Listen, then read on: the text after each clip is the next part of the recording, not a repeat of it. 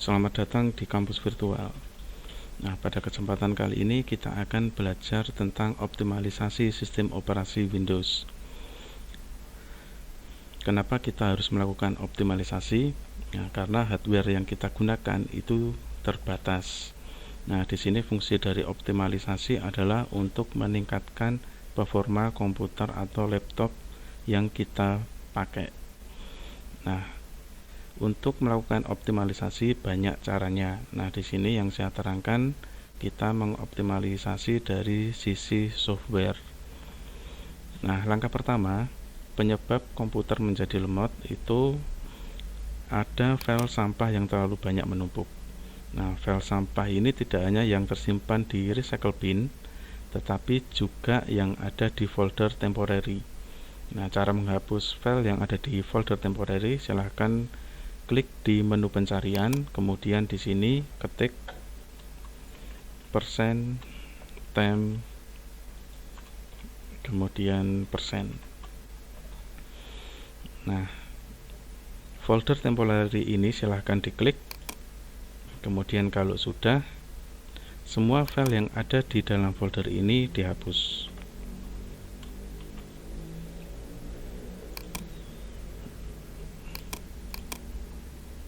Nah, jika ada file yang tidak mau dihapus, ini kita skip saja. Ini file masih kita pakai atau akibat dari program yang masih kita gunakan. Untuk membersihkan file temporary ini bisa berkala, bisa seminggu sekali atau sebulan sekali. Nah, kemudian langkah kedua, kita bisa menambahkan virtual memory. Nah, di sini untuk virtual memory silahkan klik disk PC, kemudian bisa klik kanan, kemudian properties. Nah, di sini kita klik advanced system setting. Jika di password, masukkan passwordnya.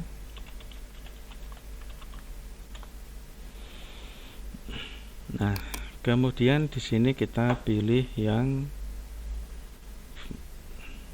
ini ya, performa. Di bagian performa yang ada tulisan visual effect dan sebagainya, kita klik setting. Nah, semua centang di sini bisa dinonaktifkan jika RAM yang Anda gunakan hanya 2 GB. Tetapi dampaknya nanti untuk visual itu tidak sebagus jika checklist ini aktif. Jadi nanti akan kembali ke tampilan dasar dari sistem operasi Windows. Efek animasi akan dihilangkan. Nah, kemudian di sini kita klik advance, kemudian di bagian virtual memory ini kita klik change. Nah, ini kita hilangkan automatically-nya. Kemudian kita pilih. Nah, di sini saya ngambil dari data D, hard disk yang ada di data D saya ambil. Kemudian di sini kita pilih custom size. Kita masukkan memori virtualnya berapa giga. Nah, pastikan Anda tahu dulu untuk jumlah RAM yang dipakai di komputer Anda masing-masing. Nah, di sini sudah tertera ya. Di sistem properties ini RAM-nya 4 GB. Nah, jadi di atas ini kita masukkan 4 GB, bawahnya 8 GB. Kemudian tinggal kita set. Kita butuh kalkulator untuk menghitung. Satuan giga di sini adalah 1024. Kemudian ini tinggal kita kalikan 4. Nah, hasilnya 4096. Kemudian di bawahnya ini tinggal kita kalikan 2. 8192. Nah, kita klik set, kemudian klik OK. Nah, di sini kita diminta untuk melakukan restart. Nah, bisa kita restart sekarang, bisa nanti. Klik OK dulu, kemudian apply, OK. Ini OK juga. Nah, restart letter aja.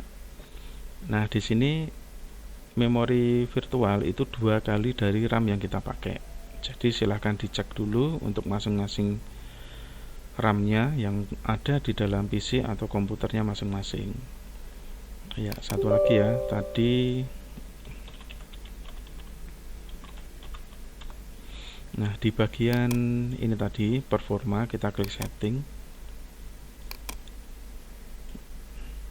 Nah, di sini bisa dipilih ya. Kalau pengen kecepatan tinggi, ini bisa dicentang. Nah, adjust base performa. Tetapi jika ingin tampilannya yang maksimal, ini bisa diklik. Nah, seperti ini. Nah, tinggal pilih. Kelemahannya kalau yang berfokus pada performa, nanti tampilannya menjadi tampilan dasar, dalam arti semua efek animasi akan mati. Kalau berdasarkan appearance atau tampilan, nanti semua efek animasi yang ada di Windows akan diaktifkan. Nah, ini silahkan kebijakan masing-masing, sesuaikan dengan RAM yang dipilih atau RAM yang dimiliki. Nah, kalau sudah, klik apply, kemudian klik OK. Nah,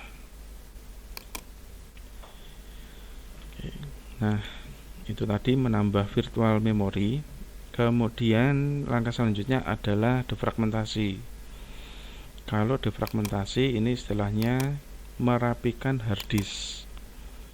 Nah, istilahnya kalau di dalam perpustakaan, nah harddisk yang kita pakai ini ibarat sebuah perpustakaan yang banyak sekali ada bukunya, sering diambil, dibuka, tetapi jarang dirapikan.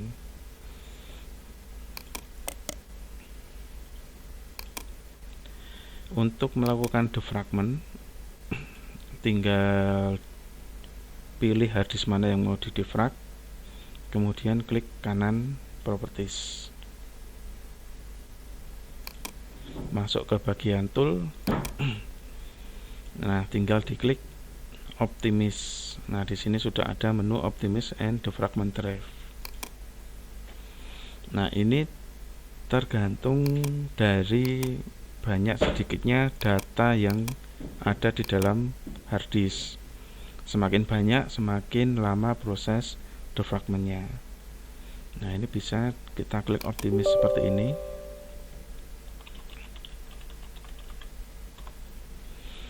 Nah, kalau datanya sedikit, prosesnya sangat cepat. Nah, tunggu sampai 100% dan selesai. Nah, jika sudah, tinggal di close.